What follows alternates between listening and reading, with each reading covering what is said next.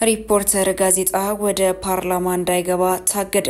ለምን ታገደ? ሙሉ መረጃውን በስፋት እንመለከታለን። ጀዋር መሐመድ ለኤርትራው ፕሬዝዳንት ኢሳያስ አፈወርቂ ምላሽን ሰጥተዋል። ይህ ያልተጠበቀው የጀዋር ምላሽ ምንድነው የሚለውን በስፋት እናስደምጣችኋለን። በሌላኛው መረጃችን ደግሞ ሩሲያ በዩክሬን ላይ ከፍተኛ ጥቃት መሰንዘሯን ተከትሎ ትራምፕ ፑቲንን እብድ ነው ሲሉ ተናገሩ። ሙሉ መረጃውን በስፋት እንመለከታለን። በአማራ ክልል በርካታ ሰዎች ራሳቸውን ማጥፋት ተነገረ። ሰላም ጤና ይስጥልን። በመላው ክፍለ ዓለማት የምትገኙ የዴ ታርጌት ኒውስ ቤተሰቦቻችን በያላችሁበት የዓለም ስፍራ ሁሉ ሰላማችሁ ይብዛልን እያልን እነሆ ለቻናላችን አዲስ ሆናችሁ ቻናላችንን ሰብስክራይብ በማድረግ ቤተሰብ እንድትሆኑን በተጨማሪም የደወል ምልክቱን በመንካት ዘላቂ ቤተሰብነትን ከኛ ጋር እንድትመሰርቱ እንዲሁም በየዕለቱ የምንለቃቸውን ቪዲዮዎችን ከወደዳችሁ ላይክ እና ሼር እንድታደርጉልን እየጠየቅን ወደ መረጃዎቹ እናመራለን። መልካም ቆይታ።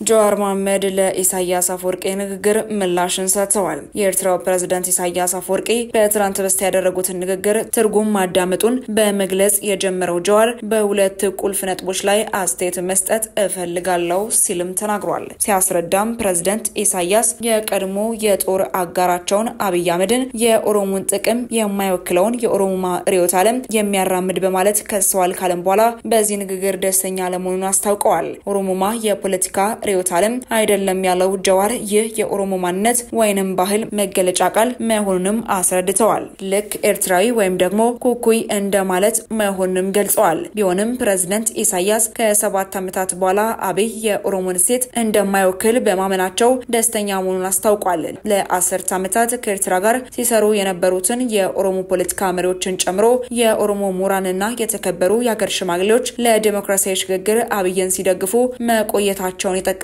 ጀዋር ይሁንና ቤተ መንግስት ከገባ በኋላ እነዚህን ገለል እንዳደረጋቸውም አስረድቷል። በኤርትራና በኢትዮጵያ መካከል የተፈጠረው የአጭር ጊዜ ትብብር ዘለቄታዊነት ሊኖረው እንዳልቻለ የጠቀሰው ጀዋር እንደዚህ አይነት የአጭር ጊዜ ግብ ያላቸው ስሌቶችም በሁለቱ ሀገራት መካከል መደገም እንደሌለበትም አሳስቧል። የፕሬዝዳንት ኢሳያስ ንግግር በሁለቱ ሀገራት መካከል ያለውን ውጥረት መካረሩን እንደሚያሳይም ጠቁሟል።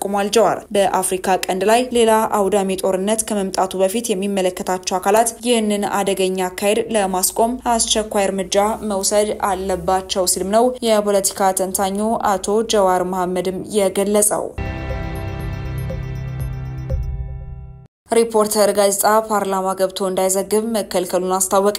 ላለፉት 30 ዓመታት በህዝብ ተወካዮች ምክር ቤት ፓርላማ ተገኝቶ ዘገባዎችን ሲሰራ የቆየው ሪፖርተር ጋዜጣ ፓርላማ ገብቶ እንዳይዘግብ መከልከሉን አስታወቀ። ሪፖርተር ክልከላው የተጣለበት ግልጽ ባልሆነና ባልታወቀ ምክንያት መሆኑን ገልጿል። ሪፖርተር ከሚያዝያ 6 ቀን 2017 ዓ.ም ጀምሮ ምንም አይነት ምክንያት ሳይኖር ወደ ፓርላማው በይፋ ሳይገለጽም ከበር ላይ በጥበቃ ሰራተኞች ሪፖርተር እንዳይገባ ተብሏል በሚል ዘጋቢዎችም እንዳይገቡ መከልከላቸውን አስታውቋል። ሪፖርተር ለምን ፓርላማ ገብቶ እንዳይዘግብ እንደተከለከለ ጥያቄ ቀረበላቸው።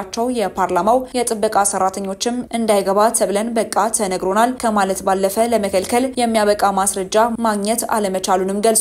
ጋዜጣው ለፓርላማው ጽህፈት ቤት ኃላፊ ዶክተር ምስራቅ መኮንን ለምን ሪፖርተር ፓርላማ እንዳይገባ እንደተከለከለ ጠይቆ እኔ አልከለከልኩም፣ በመን ምክንያት ቢሮ አልገባውም፣ እንደገባው አሳውቃቸዋለሁ ማለታቸውንና ከገቡም በኋላ ምላሽ አለመስጠታቸውን ገልጸዋል። የሪፖርተር ዘጋቢዎችም እንዳይገቡ የቃል ትዕዛዝ የሰጡት የፓርላማ ጽህፈት ቤት ምክትል ኃላፊ ዶክተር ንጉሴ መሸሻ መሆናቸውን በመነገሩ ለእሳቸውም ሪፖርተር ተመሳሳይ ጥያቄ አቅርቦ በአጭር የጽሁፍ መልእክት እኔ ያገድኩትም ሆነ የከለከልኩት ነገር የለም በማለትም ምላሽን ሰጥተዋል። ፓርላማው በይፋ እግድ እንደተጣለ ወይም ትዕዛዝ እንደተሰጠ ሳያውቅ ክልከላ መደረጉ ከህግም ሆነ ከሞራል አንጻር ተገቢ አለመሆኑን የገለጸው ሪፖርተር የሚመለከታቸው የመንግስት አካላት ህግ አውጪ፣ ህግ ተርጓሚና ህግ አስፈጻሚው መፍትሄ እንዲሰጡ በመጠየቅ ላይ መሆኑን ነው በዛሬው ዕለት ሪፖርተርም ያስታወቀው። ወደ ቀጣይ ጉዳያችን ስናመራ ሩሲያ በዩክሬን ላይ ከፍተኛ ጥቃት መሰንዘሯን ተከትሎ ትራምፕ ፑቲንን እብድ ነው ሲሉ ተናገሩ። የዩናይትድ ስቴትስ ፕሬዝዳንት ዶናልድ ትራምፕ ሞስኮ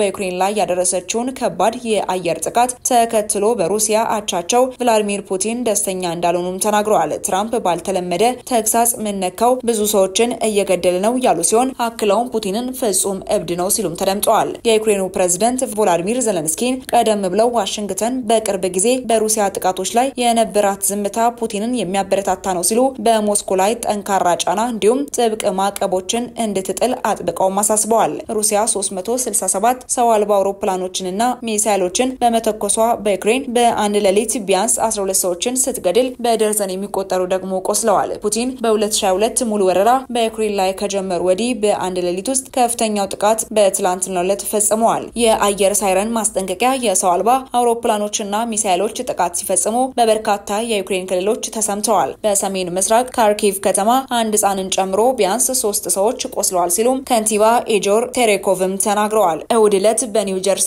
ለጋዜጠኞች ትራምፕ ስለ ፑቲን ሲናገሩ ለረጅም ጊዜ አውቀዋለሁ፣ ሁልጊዜም ከእርሱ ጋር ተስማምቼ ነበር፣ ግን እሱ ሮኬቶችን ወደ ከተማዎች በመላክ ሰዎችን እየገደለ ነው፣ እናም በጭራሽ አልወደውም ብለዋል። ትራምፕ አሜሪካ በሩሲያ ላይ የምትጠለው ማዕቀብ ለመጨመር እያሰቡ እንደሆነ ተጠይቀው ሲመልሱ በፍጹም ብለዋል። የዩናይትድ ስቴትስ ፕሬዝዳንት ከዚህ በፊት ደጋግመው ይዝቱ ነበር፣ ነገር ግን በሞስኮ ላይ ምንም አይነት ገደቦችም ተግባራዊ ለማድረግ ገና ነው ሲሉም ተናግረዋል።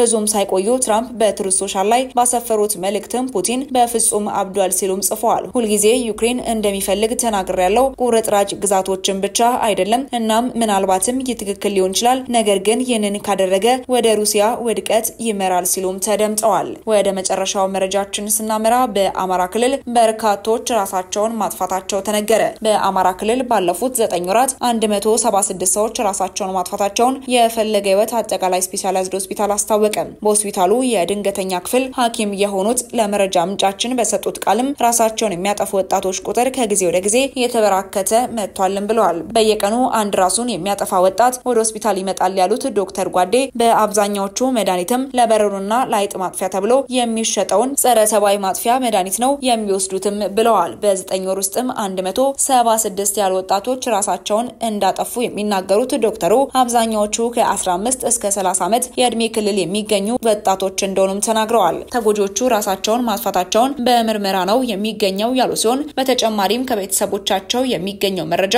እንደሚያመላክተው በራሳቸው ላይ አደጋውን ከመፍጠራቸው በፊት የናገሩት የነበረው ቃላት እንዲሁም መድኃኒቱን ከወሰዱት በኋላ ካጠገባቸው የሚገኘውን የወሰዱት መድኃኒት መያዣ ራሳቸውን ለማጥፋት ማረጋገጫ ነው ብለዋል። ከዚህ ባለፈ መድኃኒቱን ከወሰዱ በኋላ በፍጥነት ወደ ሕክምና ተቋም መተው የተረፉ ወጣቶች ቃለ መጠይቅ ሲደረግላቸው ራሳቸውን ለማጥፋት ያነሳሳቸው ከቤተሰብና ከፍቅር ጓደኛ ጋር የሚደረግ ጊዜያዊ ግጭት እንዲሁም ኑሮ መረረን የሚሉ ምክንያቶችም እንደሚሰጡም ዶክተሩም ተናግረዋል። በተለይ የጸረ ተባይና ተዋሲያን ማጥፊያ መድኃኒቶችን ከተፈለገው ዓላማ ውጪ እየዋሉ ስለሆነ ገበያ ላይ በስፋት እንዳይገኙ ጥብቅ ቁጥጥር መደረግ አለበት ሲሉ ማሳሰቢያን ሰጥተዋል። ወደ ተመልካቾቻችን ለእሳቱ የነበሩን መረጃዎቻችን እኚህን ይመስሉ ነበር። አብራችሁን ስለነበራችሁ እጅግ አድርገን እናመሰግናለን። በቀጣይ መረጃችን እስክንገናኝ ድረስ ቸር ቆዩልን።